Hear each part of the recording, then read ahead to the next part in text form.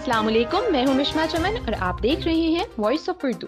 नाज़रीन, सफारतखाना पाकिस्तान अल रियाज़ में यौम दिफ़ाए पाकिस्तान की मुनासबत से एक पुरवकार तकरीब मुनक्किद की गई, जिसमें सफ़ीर Pakistan lieutenant general retired Bilal Akbar, military defence attache Haroon Raja और जनरल रिटायर्ड राहील शरीफ समेत एम्बेसी अफसरान और कम्युनिटी मेंबरान ने भी शिरकत की। मज़ीद जानते हैं अरूज अस्कर के इस रिपोर्ट में।